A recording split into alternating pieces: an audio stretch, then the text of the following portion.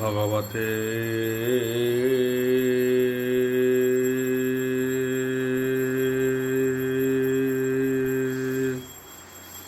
বাসুদেবায়।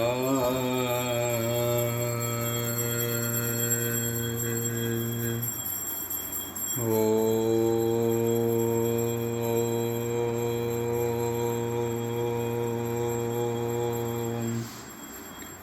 নমো ভগবতে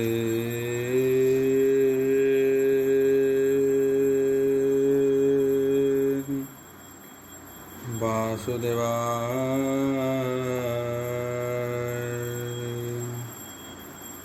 ওম নমো ভগবতে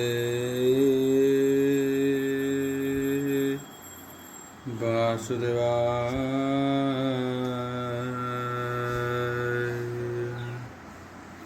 ওম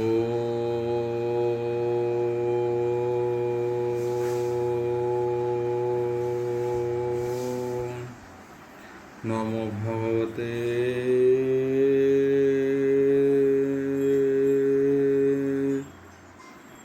বাসুদেবায়।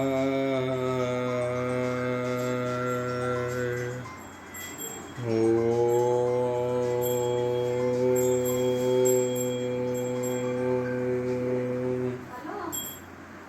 নমো ভগবতে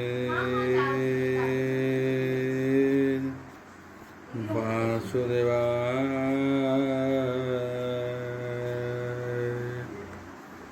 ওম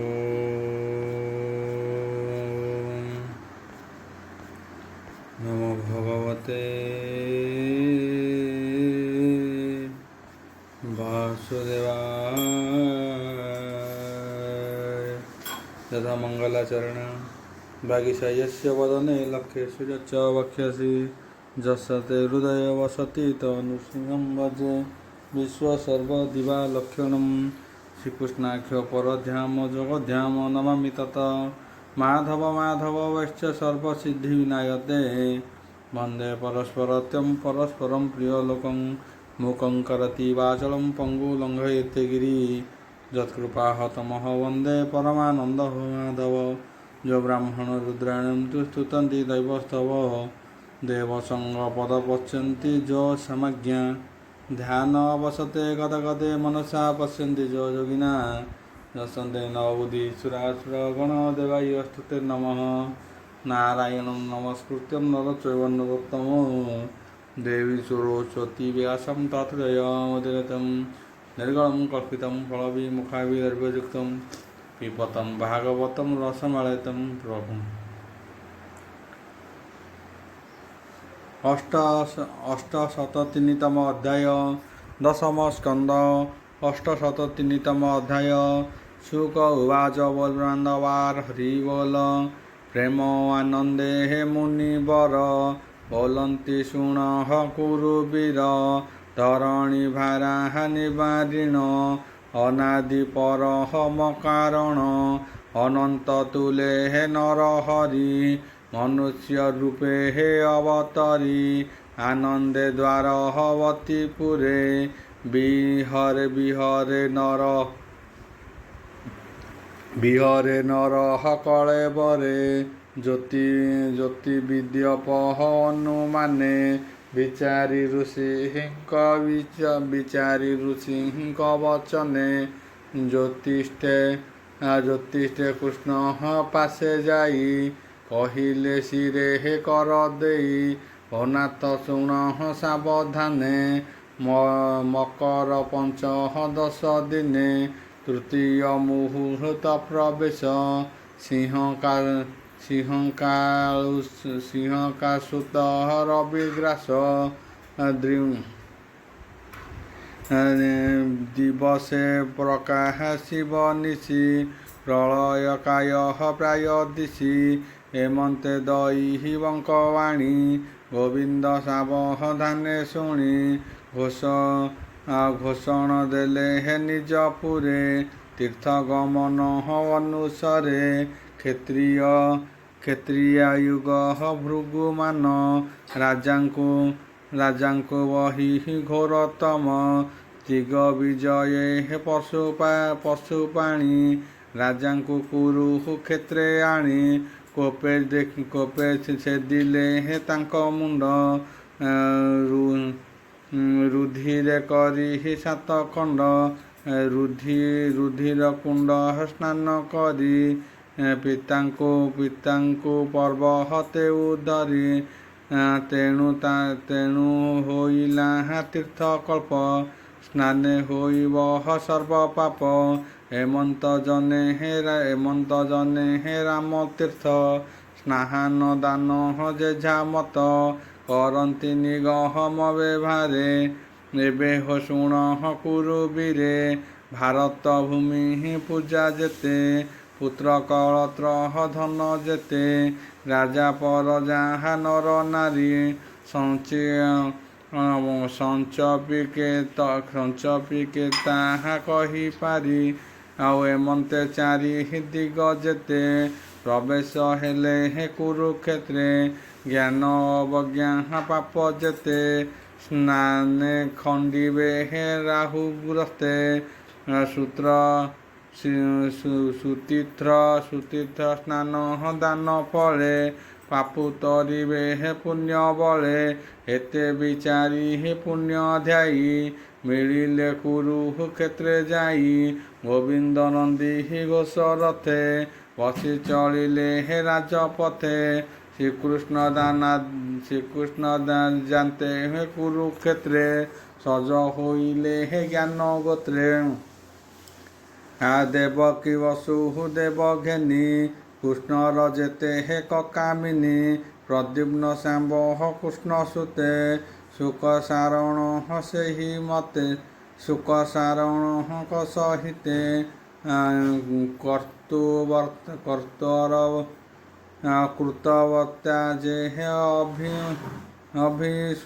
କୃତବତା ଯେ ଅଭିରୁଦ୍ଧ ପୁର ରଖନ୍ତି ଯେତେ ଜନି ଉଗ୍ରସେନର ଯେତେ ବଳ ସଜ ହୋଇଲେ ହେ କାମପାଳ ଏମନ୍ତେ ଗଲେ ହେ ଯୁଥେ ଆଉ ଆରୋହୀ ଅଶ୍ୱ ଗଜ ରଥେ ନିଜ କାମିନୀ ଘେନି ସାଥେ ଗମିଲେ କୁରୁକ୍ଷେତ୍ର ପଥେ ଇନ୍ଦ୍ରର ସଙ୍ଗେ ହେ ଦେବ ବୃନ୍ଦେ ଯେମନ୍ତେ ଗମହନ୍ତି ଆନନ୍ଦେ ଗଗନେ ଗ୍ରସ୍ତୁ ବିଦା କର ଦିବସେ ଦିଶିଲା ଅନ୍ଧାର ଗଗନେ ଦେଖି ରବି ଗ୍ରାସ ସକଳେ ହୋଇଲେ ହରସ ଏମନ୍ତେ ରାହୁ ଗ୍ରାସ କାଳେ ରାଜା ପରଜା ପୁଣ୍ୟ ଜଳେ କରନ୍ତି ସ୍ନାନ ଦାନ ବିଧି ଦେବ ବଚନେ ଯେ ପ୍ରସିଦ୍ଧି ଗୋବିନ୍ଦ ଉପବାସ ଛଳେ ହରସେ ପଶି ତୀର୍ଥ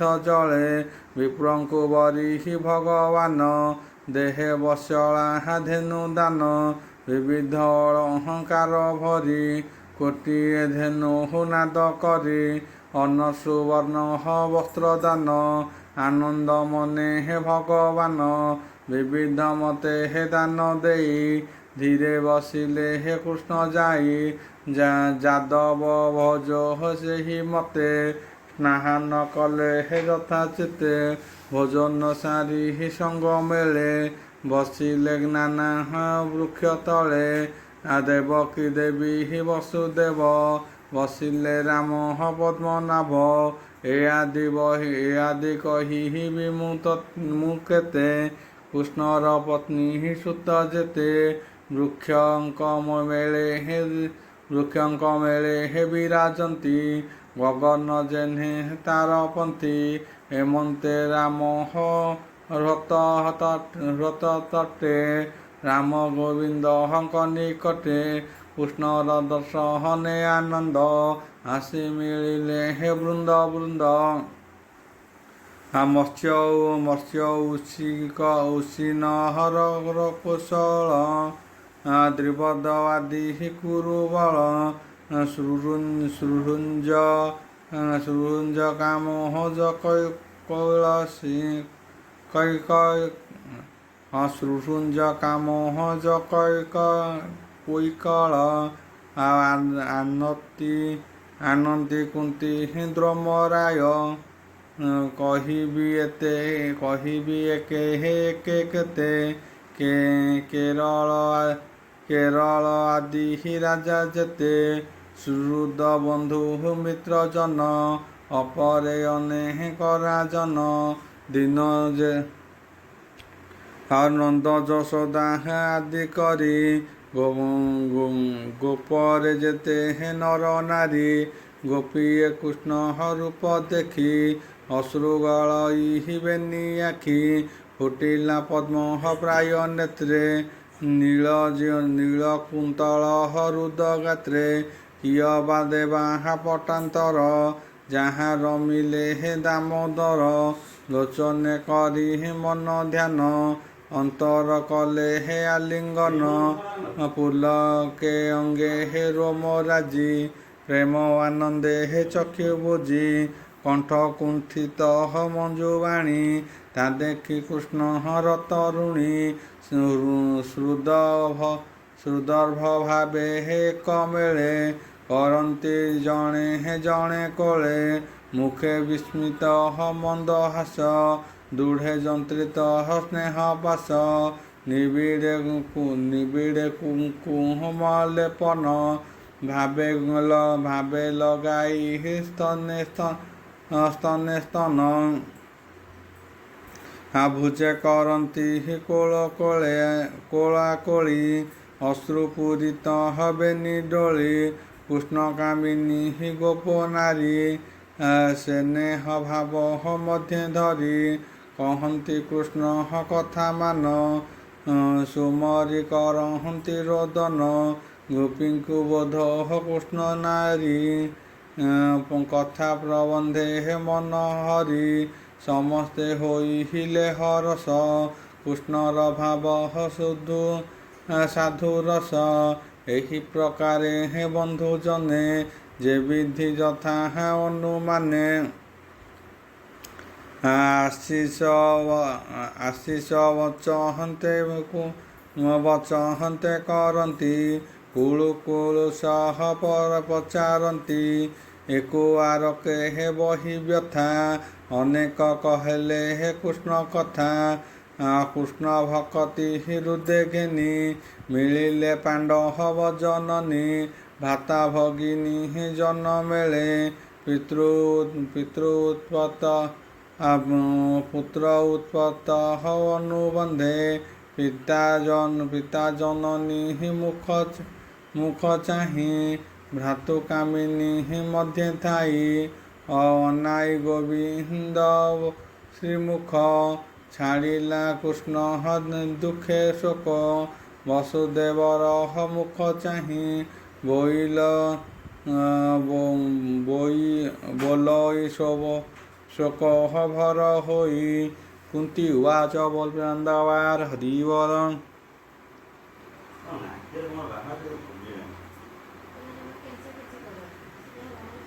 हे भ्रात ए मोहर जन्म मनुष्य मध्य हीन कर्म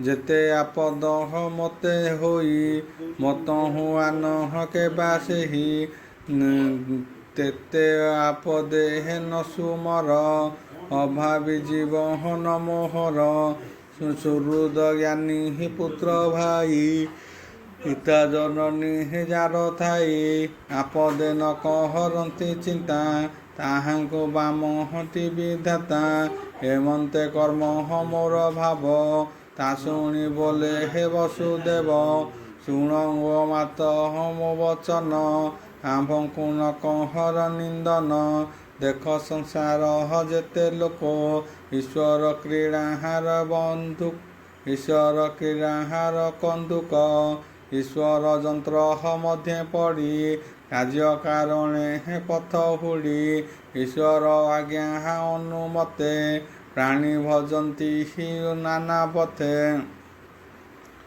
आउ कंस प्रपाते हे आम्भे तापी बुलिलु वन देश व्यापी पुणी मिलिलु निज देशे ଏ ସର୍ବ ଈଶ୍ୱର ଆଦେଶେ କହନ୍ତି ବସୁଦେବ ସ୍ନେହୀ ସଂସାର ବନ୍ଧ ମାୟା ମୋହେ ଶୁଣି ପ୍ରବୋଧ ପଣ୍ଡୁ ରାଣୀ ଭାବ ବଚନେ ହେଲା ତୁନି କହନ୍ତି ବ୍ୟାସଙ୍କ ନନ୍ଦନ ଶ୍ରୀ ବାସୁଦେବ ଉଗ୍ରସେନ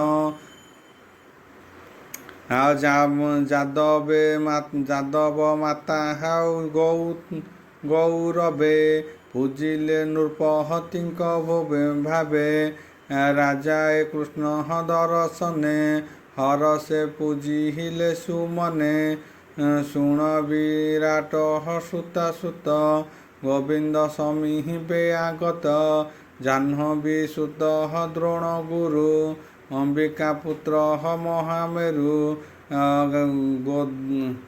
ଗାନ୍ଧରୀ ଘେନି ପୁତ୍ର ସତ ଦ୍ରୌପଦୀ ସମୀପେ ଆଗତ ଶକୁନି ସଞ୍ଜୟ ବିଧୁର ଏ ଆଦି ଯେତେ ହେ ନୃପବର ବିରାଟ ତୁଲେ ହେ କୁନ୍ତି ଭୋଜ ଭୀଷ୍ମଙ୍କୁ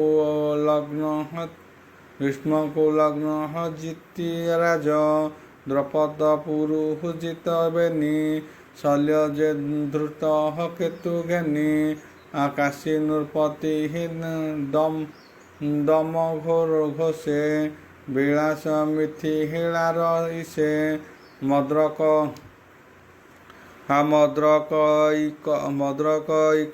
କେୟ ଭାନୁ ସଙ୍ଗେ ନୃପତି ଯୋଧାମୁନୁ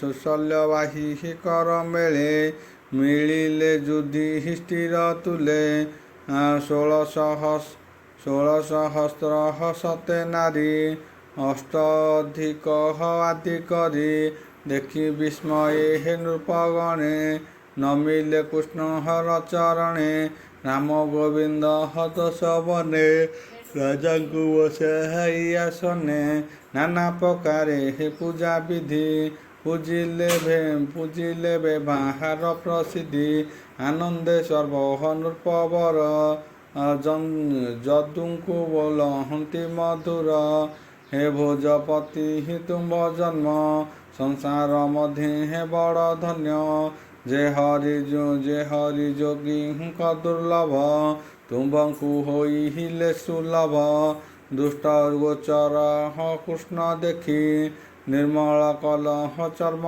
ଆଖି ଯାର ବିସ୍ମୃତ ସ୍ତୁତି ତୁମ୍ଭ ପବିତ୍ର କର ହଇ ଜଗତ ପାଦ ଉଦକ ସୁରଧୁନି ପବିତ୍ର କରେ ହେ ପୁରତିନି ସକଳ ଶାସ୍ତ୍ର ହଜାର ବାଣୀ ଜଗତ ତରେ ହେ ଯାହା ଶୁଣି କାଳ ଅନଳେ ହେ ଧରଣୀ ଭାବେ ଭର୍ଜିତ ପ୍ରାୟ ମଣି ଯାହାର ଚରଣ ସ୍ପର୍ଶରେ ଜୀବନ ପାଇଁ ହିଁ ଭାବନାରେ ଏମନ୍ତେ ପ୍ରଭୁ ମହାବାହୁ ଆମ୍ଭଙ୍କୁ ଚଉହୁ ବର୍ଗ ଦେଉ ସେ ହରି ନିତ୍ୟ ତୁମ୍ଭ ପାଶେ ନରକ ପଥ ଗୃହବାସେ ତାର ଦର୍ଶନ ହାସ୍ୟ ରସ ଅନୁଗମନ ପରିହାସ ଯୋନି ସମ୍ବୁନ୍ଦେ ହେ ପିଣ୍ଡ ଦାନ ନାନା ସମ୍ବନ୍ଧେ ହେ ଅନୁଦାନ ଏହା ପାଇଲ ତପ ନାହିଁ ସ୍ୱର୍ଗ ପର୍ବତେ ହେ ବାଞ୍ଛା ନାହିଁ ଆଉ ଏମନ୍ତେ ରାଜାଙ୍କ ବଚନ ଶୁଣି ହରସ ଉଗ୍ରସେନ କହନ୍ତି ବ୍ୟାସଙ୍କର ବଳା ନନ୍ଦ ଯେ କୁରୁ କ୍ଷେତ୍ର ଥିଲା ନିଜେ ଗୋକୁଳ ସଙ୍ଗତରେ ମିଳିଲା ଶ୍ରୀକୃଷ୍ଣ ଚାମୁରେ ସଙ୍କଟ ସାଜି ନାନା ମତେ ଅନେକ ପରହଜା ସଙ୍ଗତେ ନନ୍ଦକୁ ଦେଖି ଯଦୁଗଣ ଆସନ ତେଜିଲେ ତକ୍ଷଣ ପିଣ୍ଡ ଯେ ସନେ ପ୍ରାଣ ପାଇ ଉଠି ଆନନ୍ଦେ ସମ୍ଭାରଇ ଚିତ୍ତ ଦର୍ଶନ କାତରେ ହୃଦେ ଭିଡ଼ନ୍ତି ସ୍ନେହ ବରେ। ଆନନ୍ଦେ ଉଠି ବସୁଦେବ ନନ୍ଦର ମିତ୍ର ପ୍ରିୟ ଭାବ। କଂସର କୃତ କ୍ଲେଶ ଯେତେ ସର୍ବସ୍ୱ ମରି ଶୋକ ଚିତେ। କୃଷ୍ଣଙ୍କୁ ଘେନି ରାତ୍ର କାଳେ ଯେମନ୍ତେ ଥୋଇ ଲାଗୁ କୂଳେ। ତାହା ସୁମରି ଅତି ସ୍ନେହେ ଚିତ୍ତ ଜଡ଼ିତ ମାୟା ମୋହେ। ପାଶେ ଯେ ଥିଲେ ରାମ ହରି ନନ୍ଦ ଯଶୋଦା ପାଦ ଧରି।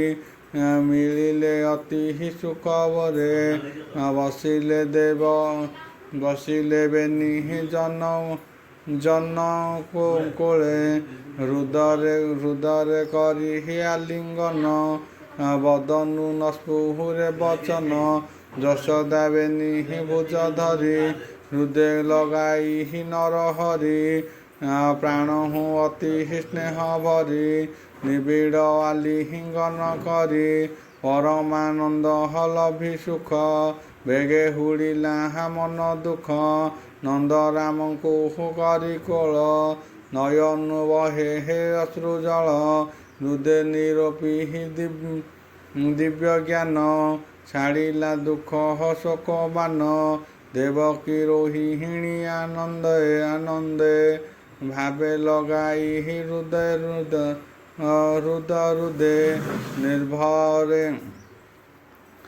ନିର୍ଭରେ ଆଲିଙ୍ଗନ କରି। ମିତ୍ର ସ୍ୱଭାବେ ବ୍ରଜସ୍ୱରୀ ବିପଦ କାଳେ ମିତ୍ର ଗୁଣ। ଶୋକେ ସୁମରି ପୁଣ ବୋଲନ୍ତି ଯଶୋଦାକୁ ଚାହିଁ। କିସ ଉପମା ଦେବେ ଉହିଁ ଇନ୍ଦ୍ର ସମ୍ପଦ ସୁଖ ଭୁଞ୍ଜି। କେପାରୁ ତୁମ୍ଭର ଋଣ ଶୁଝି। ବେନି ବାଳକ ତୁମ୍ଭ ଘରେ ପ୍ରାଣ ପୋଷିଲେ କଂସ ଡେରେ। ରାମ ଗୋବିନ୍ଦ ଭାଇ ବେନି ତୁମ୍ଭେ ଯେ ପ୍ରିୟ ଜନନୀ। ପାଳିଲ ପୁତ୍ର ହୁ ଅଧିକେ ତୁମ୍ଭେ ଯେ ଧନ୍ୟ ବେନି ଲୋକେ। ପୋଷିଲ ପୁତ୍ର ଭାବ ଘେନି ଅନ୍ଧ ଯେ ସନେ ଚକ୍ଷୁ ବେନି। କିଆର ସଂସାର ବେଭାରେ ତୁମ୍ଭର ନାହିଁ ପରାପରେ। ଏମନ୍ତେ ଯଶୋଦାର ତୁଲେ ଦେବକୀ ରୋହିଣୀ ବସିଲେ। ଶୁଣ ରାଜନ ଚୂଡ଼ାମଣି ଆନନ୍ଦେ ଗୋପୀ ତରୁଣୀ। କୃଷ୍ଣଙ୍କୁ ଦେଖି ସୁଖ ବରେ ନିରୋପି ନୟନ ନିଶ୍ଚଳେ। ଲଜ୍ଜା ଉପେକ୍ଷି ଗୋପୀ ବୃନ୍ଦ ଚିର ଦର୍ଶନେ ଆନନ୍ଦ। କୃଷ୍ଣର ବଦନ ଦେଖନ୍ତି ଚକ୍ଷୁ ନିମିଷେ ନ ଚାଳନ୍ତି। ଚାହାନ୍ତି କୃଷ୍ଣ ସର୍ବଅଙ୍ଗ ଅଗ୍ନିକ ଯେ ସହ ପତଙ୍ଗ। କୃଷ୍ଣର ରୂପ ପ୍ରିୟ ଭାବେ ହୃଦେ ଭରିଲେ ଦୁଷ୍ଟ ମାର୍ଗେ। ଆଉ ଆନନ୍ଦ ରୂପ ଭଗବାନ ଅନ୍ତରେ କଲେ ଆଲିଙ୍ଗନ। ଲଭିଲେ ନିଜ ପ୍ରିୟ ଭାବ ଯେ ହରି ଯୋଗୀଙ୍କ ଦୁର୍ଲଭ। ଗୋପୀଙ୍କ ଭାବ ଦେଖି ହରି ଅନନ୍ତ ମାୟା ଯୋଗ କରି। କେହି ନ ଦେଖ ରୂପ ଡୋଳେ ମିଳିଲେ ଗୋପୀଙ୍କର ମେଳେ। ପଚାରି ଗୋପୀଙ୍କ କୁଶଳ କରନ୍ତି ଜଣେ କୋଳ। ବୋଲନ୍ତି ଜଗତ ମୋହନ କୋମଳ ଗଭୀର ବଚନ। ଶୁଣ ଗୋ ସଖୀ ଜନେ ମୋର ମୁଜେ କହିଲି ମଧୁପୁର। ଅଇଲି ନିଜ କର୍ମ ଆସେ ଭାରା ନିବାରିହୀନ ବିଶ୍ୱାସେ। ଅନେକ ଦିନ ନାହିଁ ଦେଖା ମୁହିଁ ତୁମ୍ଭର ନିଜ ସଖା। ଈଶ୍ୱର ମାୟାରେ ସଂସାର ସଂଯୋଗେ ବିଜହଗେ ବ୍ୟବହାର ପବନ ଯେହ୍ନେ ମେଘମାଳ ଧରଣୀ ରେଣୁ ତୃଣ ତୁଳା କରଇ ସଂଯୋଗ ବିଯୋଗ ଏମନ୍ତେ ଈଶ୍ୱରର ଯୋଗ ମୋହରେ ଭାବ ଯେ କରନ୍ତି ମତହୁ ଭିନ୍ନ ସେ ନୁହନ୍ତି ତୁମ୍ଭର ଭାଗ୍ୟ ଏ ସଂସାରେ ଭାବେ ଭଜିଲ ମୋ ପୟରେ ମୁହିଁ ସକଳ ପ୍ରାଣୀଙ୍କର ଆବରି ଭିତର ବାହାର କରଇ ସୃଷ୍ଟି ଆଦି ଅନ୍ତ ଯେହ୍ନେ ଜଡ଼ିତ ପଞ୍ଚଭୂତ ଉଭୟ ମହିମା ମୋହର ଜ୍ଞାନୀ ଜନଙ୍କୁ ଅଗୋଚର ଏମନ୍ତେ ପ୍ରଭୁ ଭଗବାନ ଗୋପୀଙ୍କି କହି ତତ୍ତ୍ୱଜ୍ଞାନ ଗୋପୀଏ କୃଷ୍ଣର ବଚନ ଶୁଣି ପାଇଲେ ହେ ଦିବ୍ୟ ଜ୍ଞାନ ନିର୍ଲୋଭ କୃଷ୍ଣ ରୂପ ଚାହିଁ ବୋଲନ୍ତି ଶିବେ ହେ କର ଦେଇ ଓ ନାଥ ଶୁଣ ପଦ୍ମନାଭ ଲଭିଲୁ ତ ଚରଣେ ଭାବ ତୋର ଚରଣ ହେ ଅନନ୍ତ ଯୋଗୀଙ୍କ ହୃଦୟ ପଦ୍ମେ ସ୍ଥିତ ଅଜ୍ଞାନ ମାୟାହାର ପ୍ରବୋଧ ଭନାଥ ତୋର ପଦ୍ମପାଦ ସଂସାର ଅନ୍ଧକାର କୂପେ ପ୍ରାଣୀ ଯନ୍ତ୍ରିତ ତିନି ନାବେ ତ ପଦ୍ମପାଦ ଚକ୍ରପାଣି ତାହାଙ୍କ ତରିବାନି ଶୁଣି ଗୋପୀଏ କୃଷ୍ଣ ପାଦ ଧରି ବୋଲନ୍ତି ତରିଲୁ ମୁରାରି ଆମ୍ଭର ତ ଚରଣ ମନ ଏ ବର ଦେଉ ନାରାୟଣ ହେମନ୍ତେ ଗୋପୀଙ୍କ ବଚନ ଶୁଣି ସନ୍ତୋଷ ଭଗବାନ ହସି ବୋଲନ୍ତି ଦାମୋଦର ପୂର୍ବହୁ ଦେଇ ଅଛି ବର ତୁମ୍ଭର ମୋ ଚରଣେ ମନ ନିଶ୍ଚୟ ପାଇବ ମୋର ସ୍ଥାନ ହେମନ୍ତେ ଗୋପୀଙ୍କ ନିସ୍ତାରି ନିଜ ଆସନେ ବିଜେ କରି ସେ ହରି ଚରଣ କମଳେ ମୋ ମନ ରହୁ ଧ୍ୟାନ ବଳେ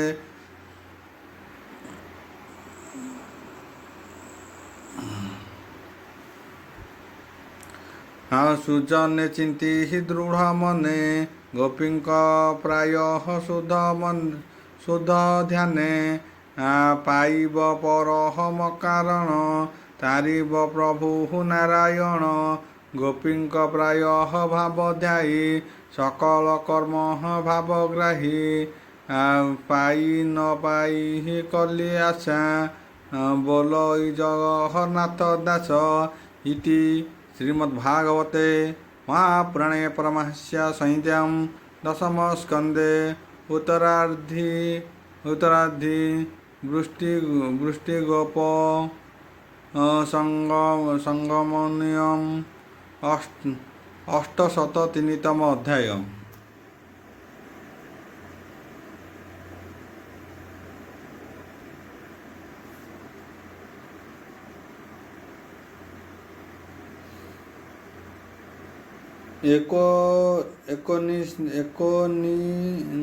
ଏକୋନିନବତିନିତମ ଅଧ୍ୟାୟ ଦଶମ ସ୍କନ୍ଧ ଏକୋନିନତିନିତମ